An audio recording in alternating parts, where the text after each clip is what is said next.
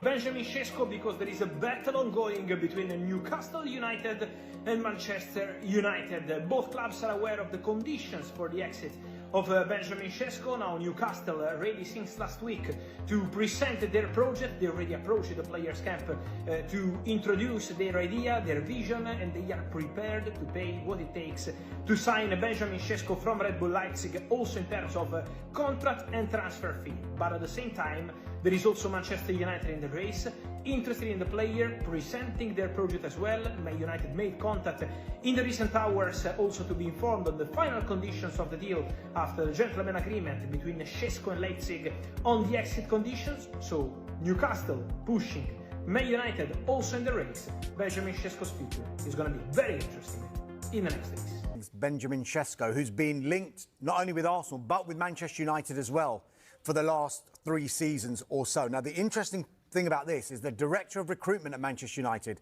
is a gentleman called Christopher Vivell. He knows Sesko really, really well because he actually signed Sesko as a 16-year-old when he was at Red Bull Salzburg. So if you look at United's movements in this transfer window so far, the players that they brought in the forward areas, Matheus Cunha and Brian Mbeumo, Ruben Amorim wants them to play in the 2 number 10 roles. But significantly, they are both players who have had significant Premier League experience compared to some of the other signings that they made in the forward areas in recent seasons, the likes of Joshua Zirkzee, Rasmus Højlund and Anthony. You just get the impression that maybe Manchester United feel that they need to have learned lessons from what's happened in the past and bring in players who are ready to go in this transfer window. Exactly. But look, the potential recruitment of a striker, of a number 9, that is likely to happen later in the window, if at all. I'm not saying that is definitely going to happen, but United definitely in the market to bring one in. Right. This is a rebrand, a rebuild.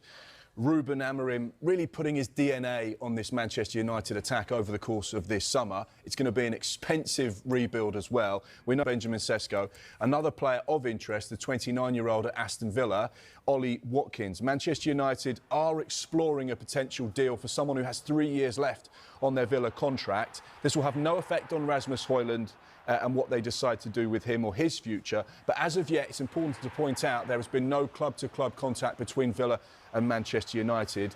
And of course, this will be funded by a number of players leaving Old Trafford this summer as well. But this is certainly one to keep an eye on as Manchester United look to strengthen right through the middle.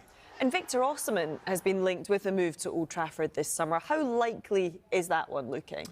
Well, Manchester United have been interested in number 9. We know that Victor Osimhen has been on the radar of a number of Premier League sides over the course of the last couple of years, really. He's been one of those players scoring goals in Europe.